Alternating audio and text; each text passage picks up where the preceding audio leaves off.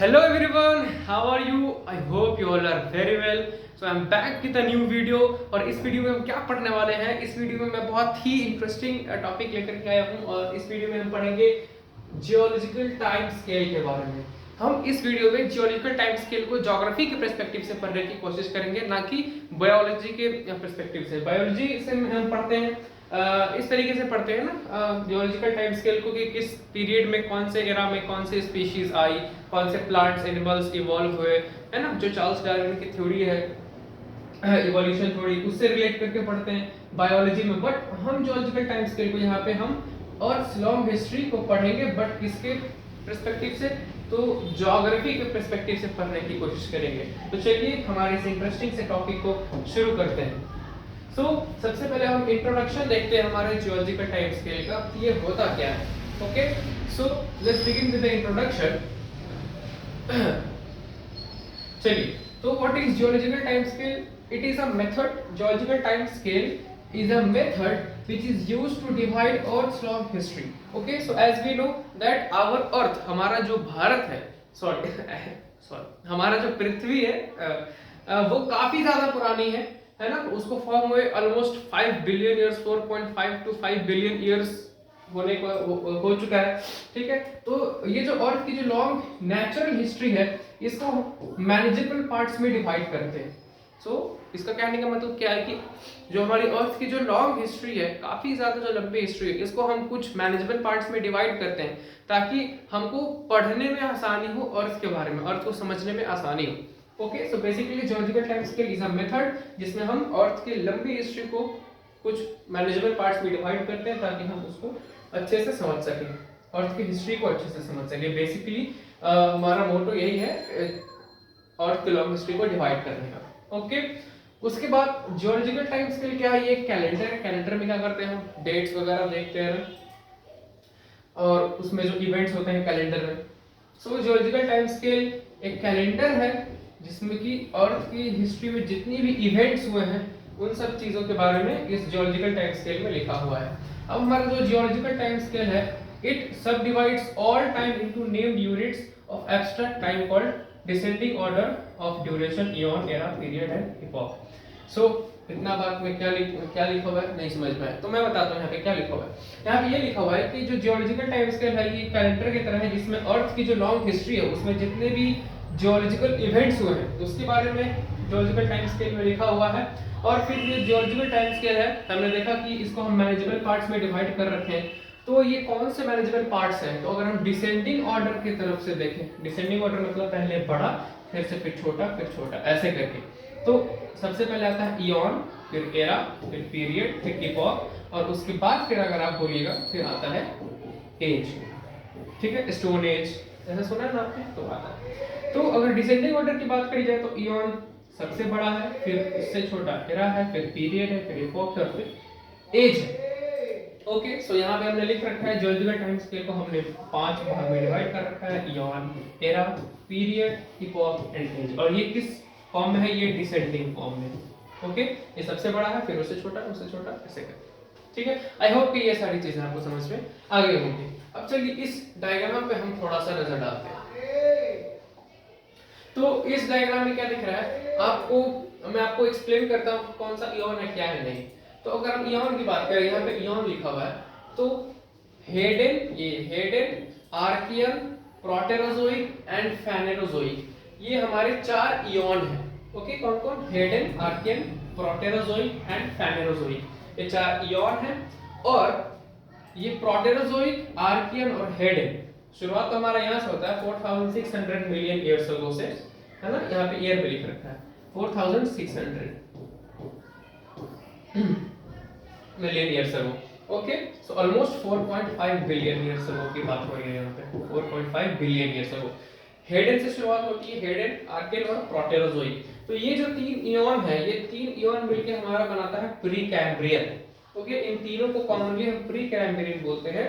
और 4600 million years ago से 540 million years ago के बीच का ये टाइम पीरियड है जिसमें ये 3 इयॉन्स आते हैं। और यही 3 इयॉन जिसको हम प्री कैम्ब्रियन बोलते हैं, यही हमारे अर्थ का ऑलमोस्ट 90% हिस्ट्री क्रिएट करते हैं, है ना। मतलब कि ये 3 इयॉन ही मिलकर के हमारा अर्थ का जो लॉन्ग हिस्ट्री है उसका 90% सिर्फ इन्हीं 3 इयॉन्स में है।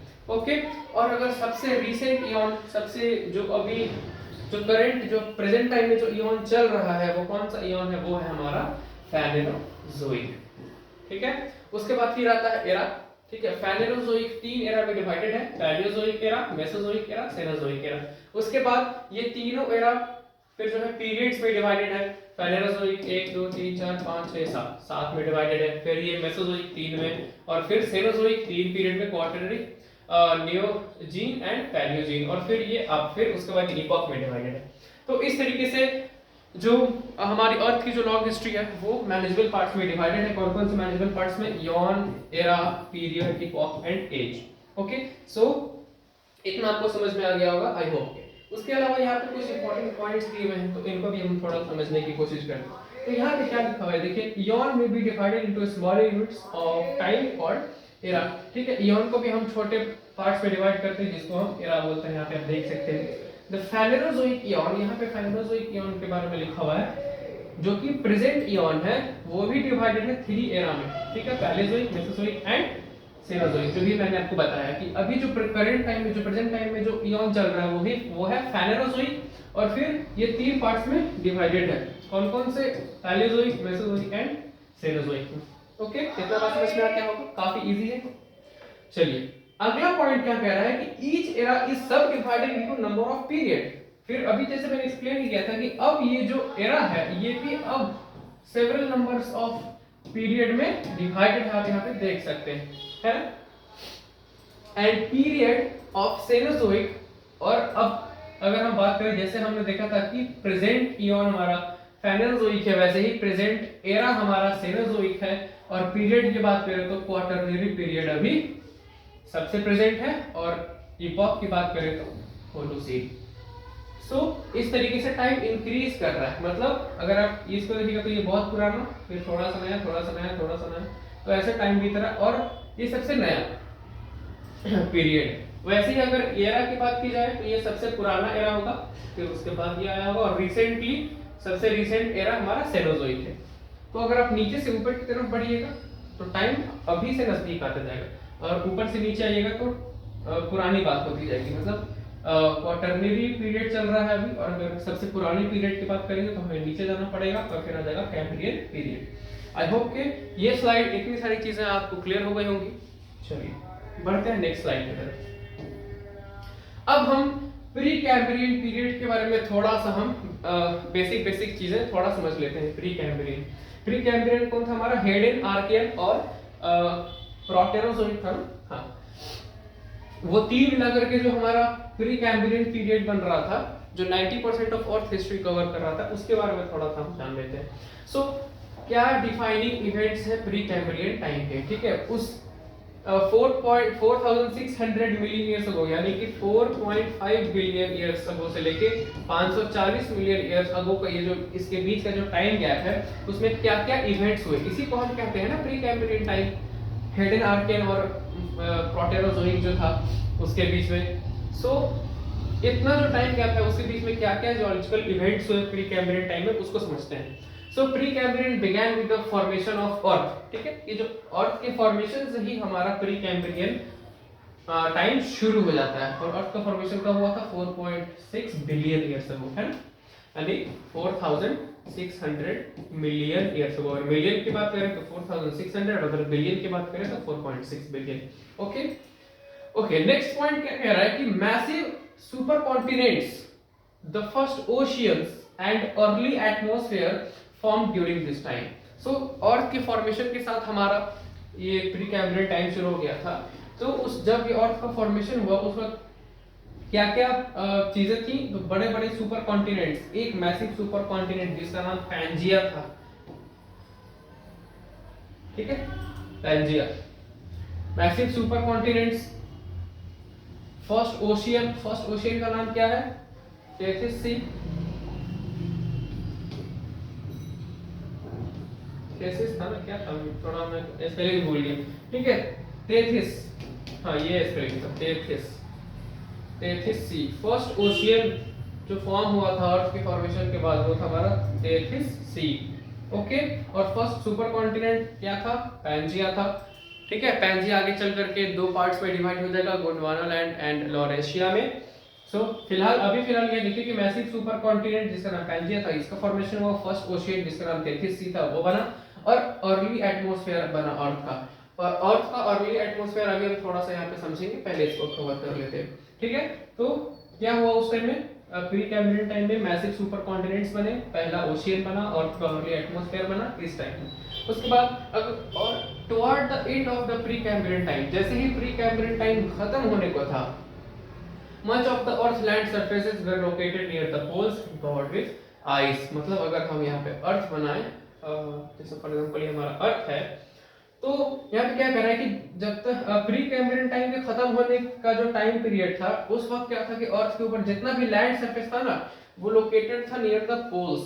ठीक है, हम जानते हैं यहाँ पे साउथ पोल है, तो पोल्स के पास लोकेटेड था, जितना भी लैंड सरफेस था ना वो पोल्स के पास लोकेटेड था और आइस कवर्ड था। क्या था? Ice covered. ठीक है, चलिए, तो प्री कैम्ब्रियन टाइम के ये कुछ इंपॉर्टेंट इवेंट्स थे, और यहाँ पे मैंने अर्ली एटमॉस्फेयर को मार्क कर रखा है, तो अब हम थोड़ा सा अर्ली एटमॉस्फेयर भी समझ लेते हैं। चलिए, तो अर्थ के अर्ली एटमॉस्फेयर को समझने की कोशिश करते हैं।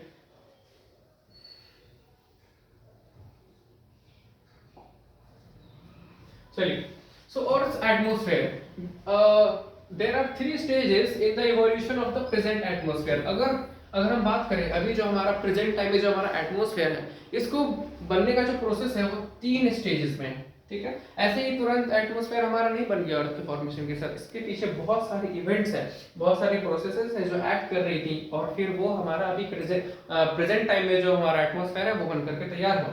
तो सबसे पहले स्टेज की बात करें तो first stage is marked by loss of primordial atmosphere. Okay, primordial atmosphere मतलब क्या कि जब अर्थ का फॉर्मेशन हुआ था, तो उस वक्त जो अर्थ का एटमॉस्फेयर था जिसमें मेनली आपके hydrogen and helium gases present थे, ठीक है, वो क्या हो गए? वो लॉस हो गए।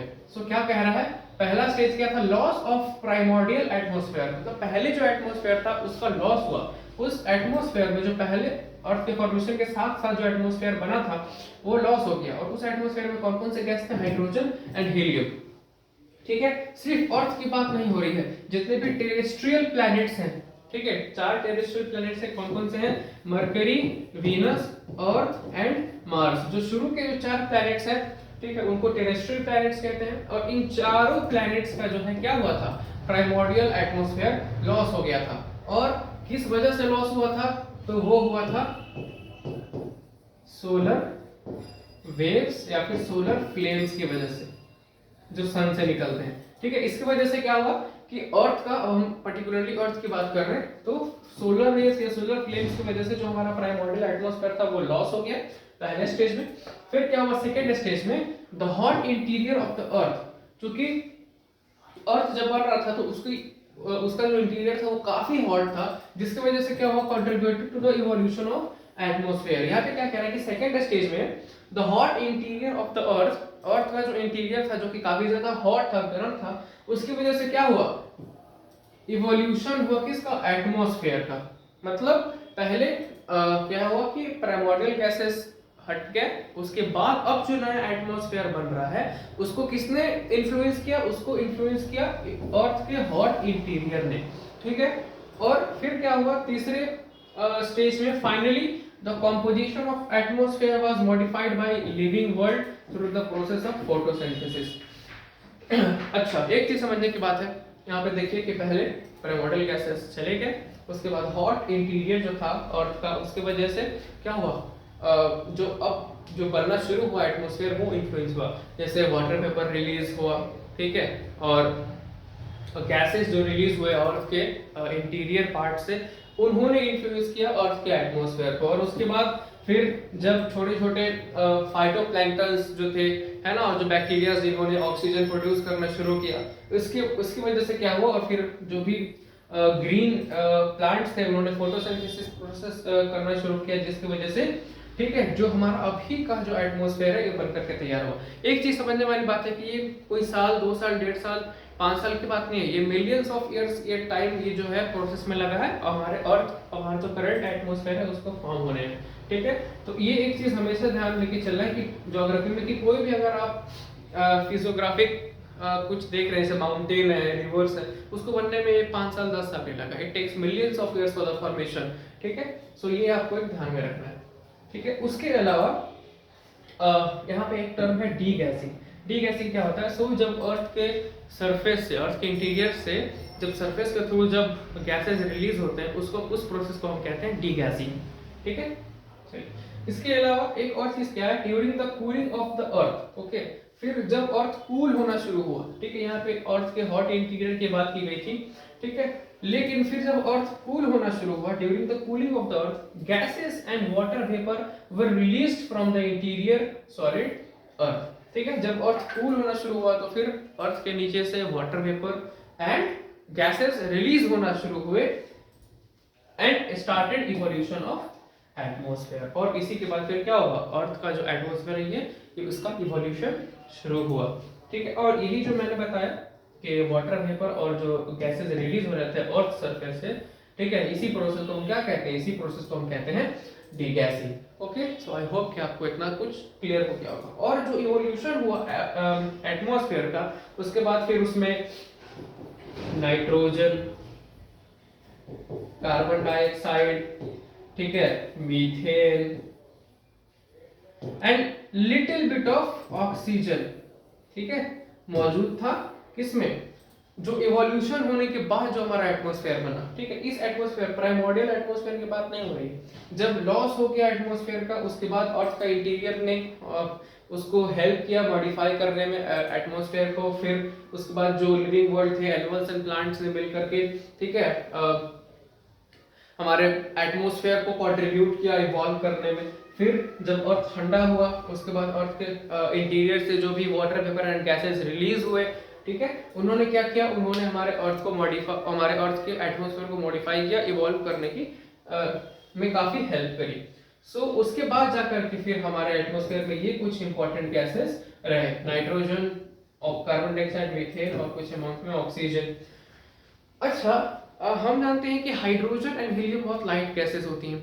इसी वजह से जो क्या हुआ कि सोलर फ्लेम्स जब चले अर्थ की तरफ तो वो मूव्ड अवे हो गए, मतलब हट गए, ठीक है, खत्म हो गया, लॉस हो गया उनका।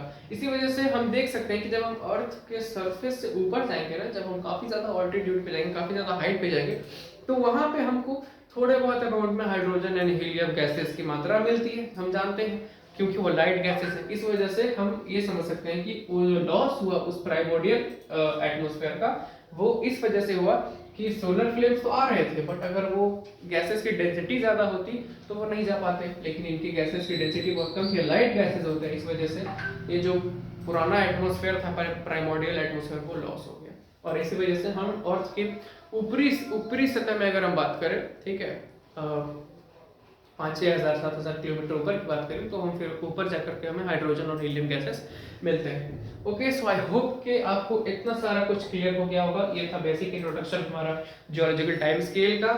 आई होप कि आपको इतना कुछ समझ में आ गया होगा। तो अगर आपको ये वीडियो अच्छी लगी तो इस वीडियो को लाइक कीजिए और हमारे चैनल को सब्सक्राइब कीजिए, और तब तक देखते रहिए। मिलते हैं फिर नेक्स्ट वीडियो में, हम आगे कंटिन्यू करेंगे और भी जो हमारे इयॉन इपॉक्स हैं उन सब के इंपॉर्टेंट इवेंट्स को डिस्कस करेंगे। तब तक के लिए स्टे ट्यून, देखते रहिए हमारे चैनल को। गुड बाय, अल्लाह हाफिज़ एंड जय हिंद।